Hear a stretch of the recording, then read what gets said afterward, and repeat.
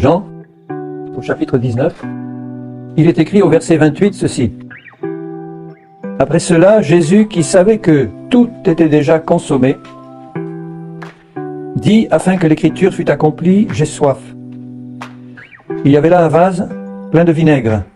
Les soldats en remplirent une éponge et l'ayant fixée à une branche d'hysope, ils l'approchèrent de sa bouche. Quand Jésus eut pris le vinaigre, il dit, tout est accompli. Et baissant la tête, il rendit l'esprit. Jésus est allé jusqu'au bout de l'accomplissement de la volonté de son Père. Et à la dernière seconde sur la croix, il a pu dire « Tout est accompli ». Il fallait qu'avant de mourir, il dise encore ces quelques mots « J'ai soif ».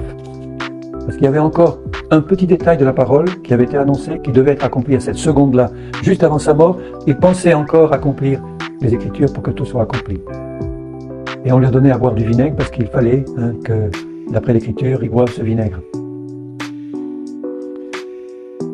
Il y a tout un symbole dans ce vinaigre qu'il a pris sur la croix, mais c'est pour montrer à quel point le Seigneur Jésus, dans les plus petits détails de sa vie, avait comme souci unique d'accomplir intégralement tout ce que l'Écriture avait annoncé. Il n'a négligé aucun détail. Il est la parole vivante. C'est lui la parole. Il connaissait la parole du Seigneur, puisque c'est lui l'auteur de la parole. Il est la parole vivante. Donc il savait tout ce qu'il avait à accomplir en tant que Messie. Et il a tout accompli à la lettre. Merveilleux. Toute sa vie a été un accomplissement des Écritures.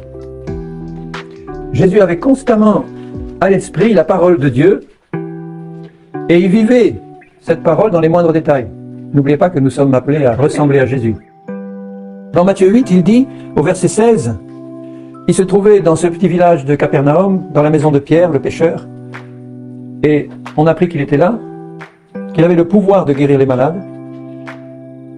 Et il est écrit au verset 16, le soir on amena auprès de Jésus plusieurs démoniaques. Il chassa les esprits par sa parole, et il guérit tous les malades.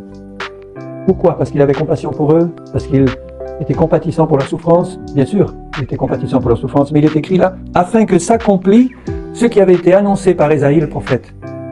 Il a pris nos infirmités, il s'est chargé de nos maladies. Donc il fallait que cette écriture soit accomplie, et pour qu'elle soit accomplie, il fallait que Jésus guérisse tous les malades. Tous les malades qui viendraient se présenter à lui pour lui demander, puisqu'avec le Seigneur, il n'y a rien d'automatique. Avec le Seigneur, c'est en réponse à la foi qui dépend, elle, de la promesse du Seigneur. Et comme Ésaïe avait dit que le Messie qui viendrait devrait se charger de tous nos péchés, de toutes nos iniquités, de toutes nos maladies, de toutes nos infirmités, il fallait que ça s'accomplisse en la personne de Jésus. Donc tu vois, il a guéri tous les malades à Capernaum parce qu'il fallait que l'Écriture s'accomplisse. Donc tant que le Seigneur voit un des siens malade, il y a quelque chose de l'Écriture qui n'est pas encore accompli et le Seigneur veut l'accomplir. Non pas simplement parce qu'il est compatissant parce que tu souffres. Il peut pleurer parce que tu pleures, ou parce que tu souffres dans ton corps, parce que tu es lié, ou parce qu'il y a des problèmes qui ne vont pas dans ta vie. Le Seigneur est compatissant.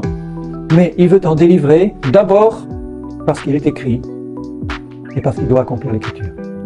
Quand il est mort, il a dit « Tout est accompli ». Donc il a accompli dans sa vie et dans sa mort toutes les promesses de la parole. Toutes les promesses sont oui et amen en Jésus-Christ. Toutes les promesses du Seigneur sont oui et amen. C'est en lui qu'est le oui et l'amen. Amen, ça veut dire quoi? Qu'il en soit ainsi. Si nous pouvions mesurer la volonté, le désir intense qu'il y a dans le cœur de Jésus d'accomplir dans nos vies toutes les paroles et les promesses de Dieu, nous verrions notre foi faire un bond. On est tellement habitué à voir des hommes nous donner leurs paroles et manquer à leurs paroles, ou bien ils n'ont pas pu, ou bien ils ne sont pas levés à l'heure, ou bien ils n'étaient pas au rendez-vous, ou bien ils sont morts avant. Mais Jésus est toujours vivant, il est ressuscité, donc la mort n'a plus aucun pouvoir sur lui. Il est vivant pour que, en lui, toutes les promesses de Dieu deviennent réalité dans ta vie à toi.